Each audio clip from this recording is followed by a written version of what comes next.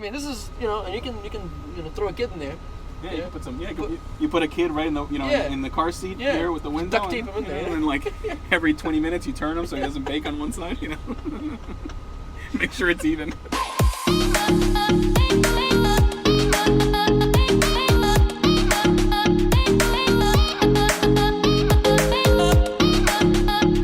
Hello there, folks. Welcome back to the channel. Thank you for joining us today. And just take a look what's behind me. Just take a look. Don't mind Devin, screw him. We have two very cool cars. 1956 T-Bird versus 2002 T-Bird. Today we're gonna find out which one drives better. Let's go. Well, here folks, here are the exteriors. Look at them twins. What do you think? I think the older one actually looks in better condition than the newer one. I think so too. And I don't mean that based on the owners and such as far as the way they handled it. I'm just saying the way they held up in.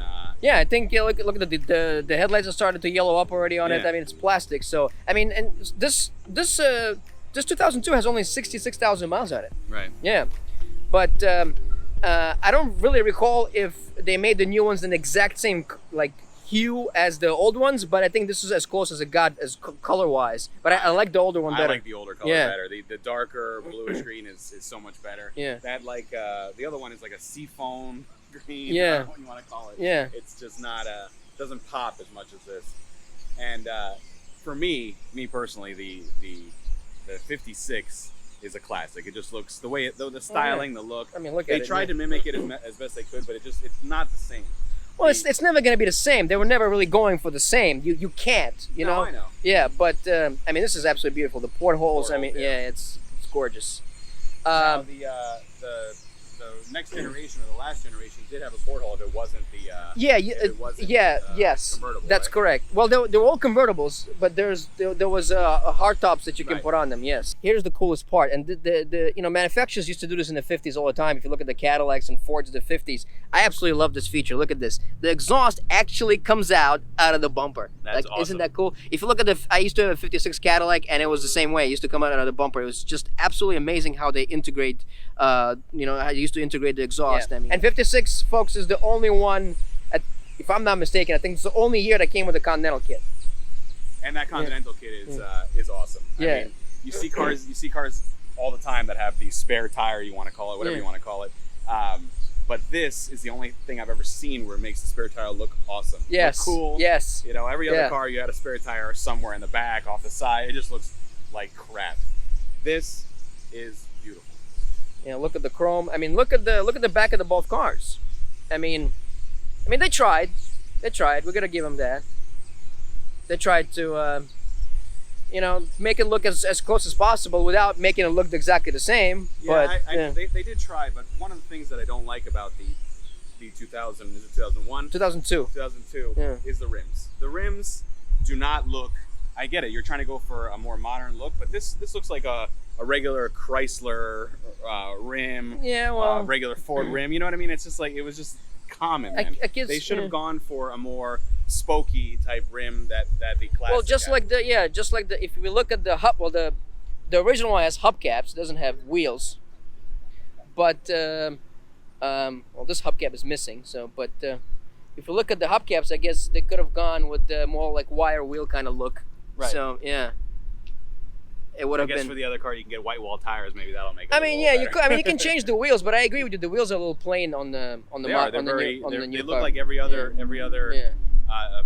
vehicle, American vehicle back in 2000. Yeah. The cool thing is that the 56 and both the 2002 have interior trim pieces that are same color as the exterior. I think that's pretty cool. I think you have to give Ford some props for that because that costs money. So if we look inside here, you can see that the interior, the leather seats and the door panels and the dash all have the same exterior color trim as the car. So that's pretty cool. All right, so let's drive the old one first, right? Yeah, and then we'll drive the newer one, and we'll tell people which one we think is the better buy. All right, let's go. All right, so first impressions. 1950s car, man. 1950s car. It's It smells like 1950s car. It smells like gasoline. You know I don't know what 1950 smells like. All I smell is gas. 1950s. Yeah? Yeah. Just gas? Yeah. Is that how it was? Yeah. It's very, very normal to smell gasoline in the car. I mean, it's not gonna be normal when it catches fire. That's that's gonna be, yeah. But I mean, this car. My first impression was that, of course, I never driven a 56 T-Bird before, so my first impression was I was never gonna be able to fit in this car because it looks so small. But I mean, now that I'm sitting inside, I mean, yes, if I crash, the steering wheel is gonna go through my, through my neck, and and there's nothing gonna be left of me. Well, there's the no seatbelt doesn't help either. Yeah, no seatbelt doesn't help either. But I mean, it's pretty roomy. It's got some room in here. It's extremely roomy. Yeah. First impressions is that the steering is very vague. Expected. It is. The steering wheel is the size of a tire on a modern SUV. So. By the way, folks, if you're hearing this like the noise, the wind noise, this is actually the air conditioning system which works fantastic. It works fantastic, but it has two speeds, on and off. So there's nothing in between. Yeah. So going back to the steering is vague. Obviously, there's a lot of play in here. So this is not a performance car, so you're not going to be breaking records with this one. Right. The brakes are pretty much non-existent, so that's why I'm driving really slow. Going back to the steering wheel, Yeah. In the movies, everyone always drives. Everyone always drives yeah, like look, that. there's nothing's happening. But in the movie, everyone always drives like that. Even when they're driving a 2019 car, they still drive like that. Because it's like. But from back in the day, that's how it was. Yeah. So let's see, I got to turn the wheel right and left all the time. Like right now, you look like you're in the movie Psycho. When she's driving the car around. Yeah, but look, there's nothing's happening. I'm turning the wheel. Yeah, it's absolutely there's no response. So, my favorite feature of the interior of this is the car. cup holders? No, is the clock.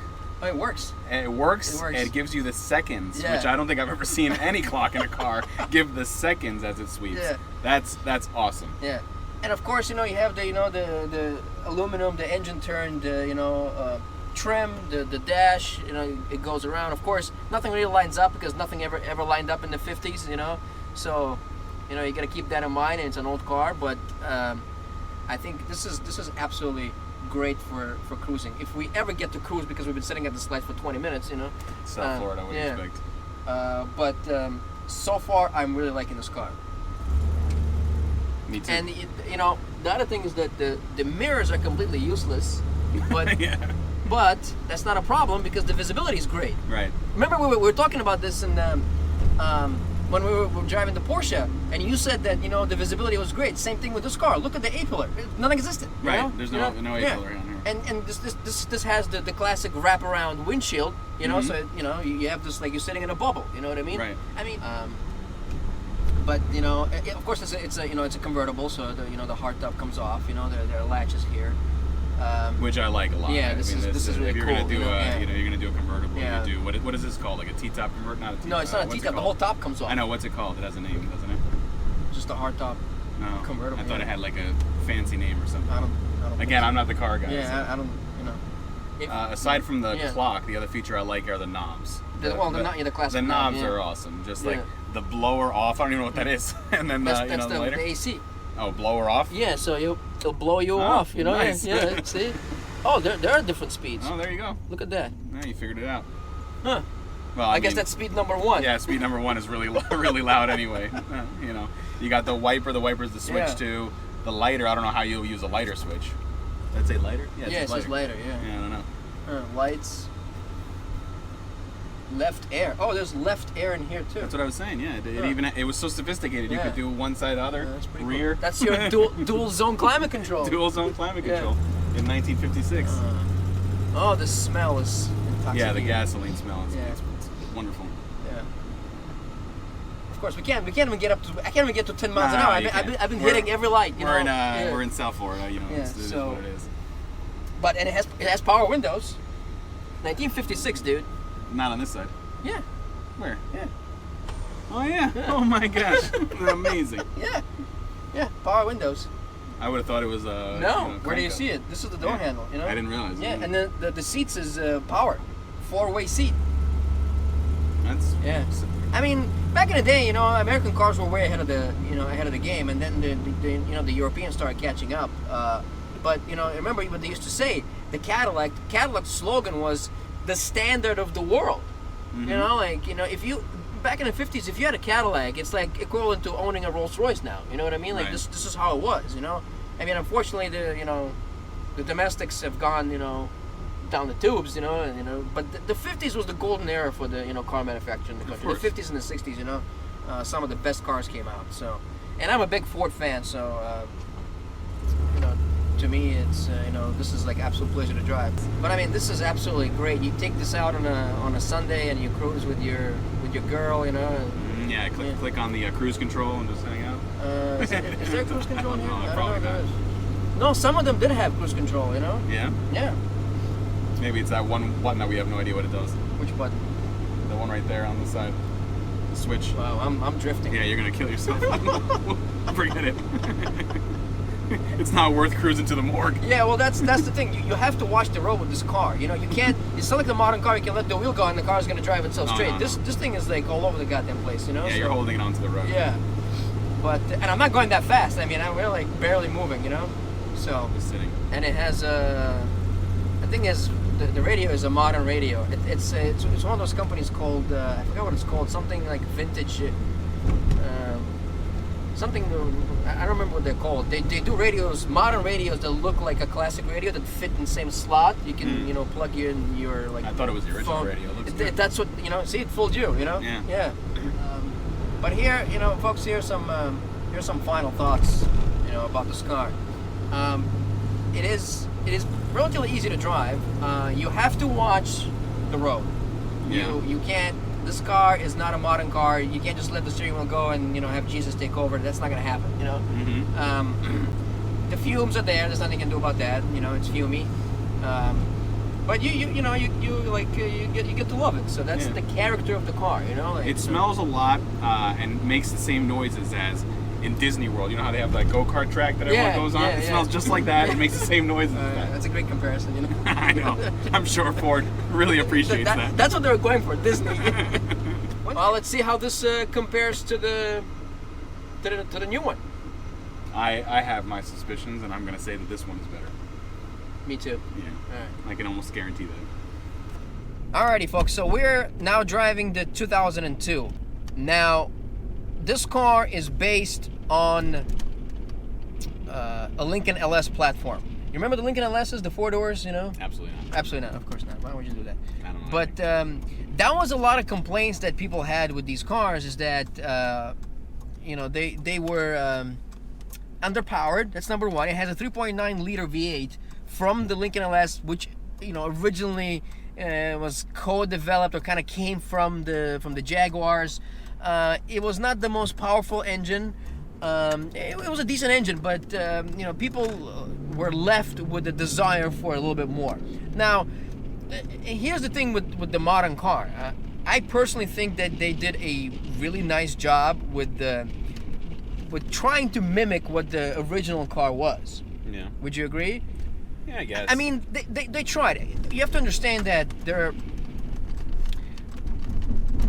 are a lot of constraints to bringing a car to the market. It's not as easy as it was back in the day. You know what I mean? So there's a lot that they had to consider. But I mean, if you look at the interior, they cut the nice the two-tone interior is very nice. They tried. I mean, look at this aluminum trim. It's just like the original. Yeah, but you see that?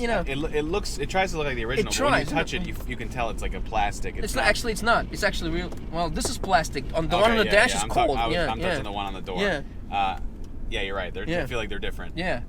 But it doesn't feel the same. Like when you were inside that 1956, it just felt like it was hand put together. With love. with love and like real parts. You know what I mean? Like this. Real men put that car together. Like this. Yeah. This was put by robots. Yeah. I feel like it's.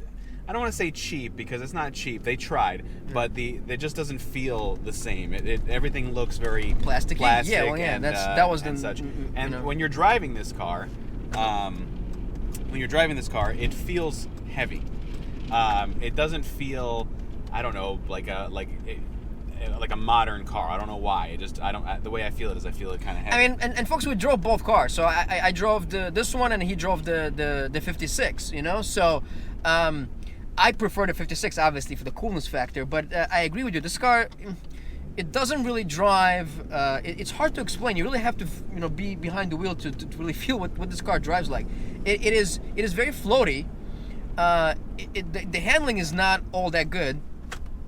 Would you agree? Yeah, that's why I said it feels heavy. It doesn't really handle too well. And the visibility sucks. And the visibility is terrible. Especially out the side, it's not too bad, but the front, the way the window windshield slopes down, and it leaves, I don't know, not as much visibility. And obviously, we would discuss it every time about the A pillars and such. But I don't really like this vehicle at all. Like if someone said to me, we'll give you the 1956 or this car for free, I'm gonna grab the 1956. Even though it's a boat, it doesn't accelerate and it well, smells, and it smells, and it smells like a go-kart, and you start getting a high after a few minutes, and the gas and whatever. This car it feels, when you're inside it feels like any normal car. Well, yeah, you know what I mean. And when I say normal car, I mean any normal big car, big.